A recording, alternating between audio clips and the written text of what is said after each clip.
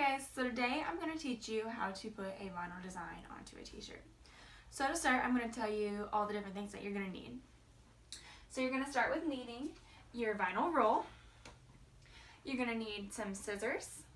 You're going to need your Cricut board. You're going to need wax paper or another kind of heat protectant, a ruler, your weeding tools, your shirt, your hot iron. You're going to need your Cricut and your computer. So your first step is to create your design in Cricut Design Space. So after you do that, you're going to know roughly how big of a section of vinyl you're going to need. So I'm going to take my vinyl and I'm going to cut the proper section that I need. And how I normally measure it is when you're on Cricut, it kind of shows you inch by inch where the square is at, and then your board, as you can see, also shows you inch by inch sections. So what I do is I take my vinyl and I personally roll it out on here, and then I can see, like, if I need a 5 by 5 square, it shows me where to cut. So after you cut your roll, you're going to have a little piece that is roughly like this. It all just kind of depends on your size. So from there, we're going to stick it to the board to do the cut. So there's two different sides on the paper. One is kind of like a slicker side and the other side is matte. You're going to make sure you put the matte side down. So you're going to stick it onto your board. And it all just kind of depends on what kind of paper that you have. Sometimes it's matte and other times it's like a more shiny. So from there, we're going to put it into our Cricut. And we're going to get our computer set. So one main thing that you need to make sure you're doing when you are cutting a vinyl design for a t-shirt, if you have words, you need to make sure it's mirrored because you're cutting it on the back side. So this is what I want my design to look like. So to make sure I have it like that, I'm going to mirror it because it cuts it on the back side. So after you're done cutting, you're going to take it off and it's going to look roughly like this. So from there, we are going to start our weeding.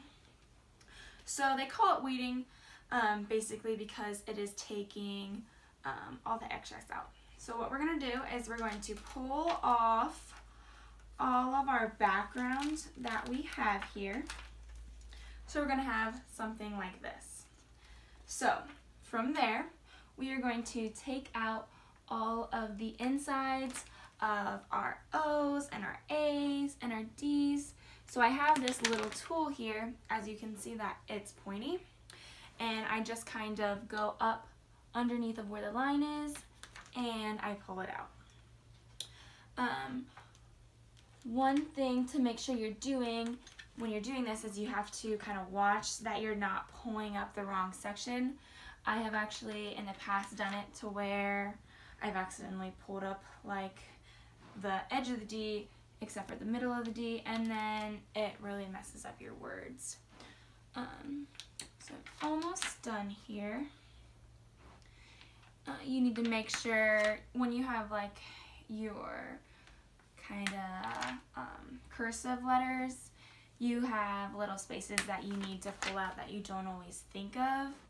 So like for example, up here in the R, I don't always think that there is a spot there, but there is.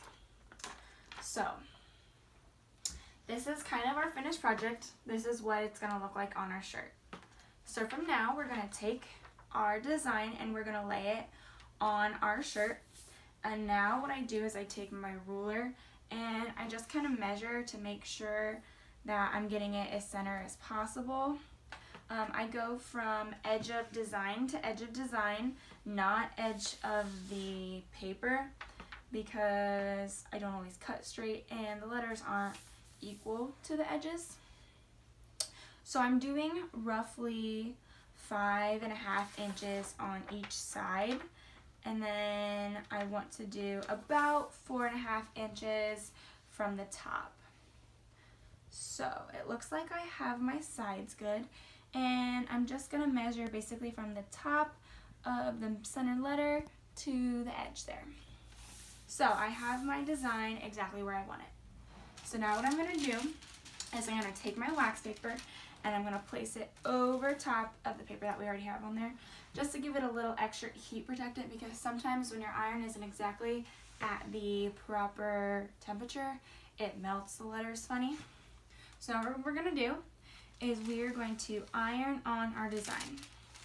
So here we need to make sure we are completely putting it all down. We need to make sure we're covering all the letters. And I go over it quite a few times, pretty slowly. Sometimes I actually do just set the iron on the letters, because we do need to make sure we are melting them completely to the shirt. Alright, so I think I have done it just about enough times here. And sometimes you do realize that when you try and pull up this paper that you haven't done it good enough. So now what we're going to do is we're going to slowly peel up this plastic part. And as we slowly peel it up, sometimes our letters do come up with it. And if that happens, we just put it back down and we iron it a little more. You want to peel it up slowly just in case they haven't all completely melted to the shirt, so that you don't ruin the vinyl design by ripping it. So we are almost done here. Alright, so then we have our finished product. So one thing, like I said, you need to make sure you have it mirrored, because if we wouldn't have mirrored the image, the letters would have been completely backwards. So thank you guys for watching. If you have any questions, just message me. Thanks.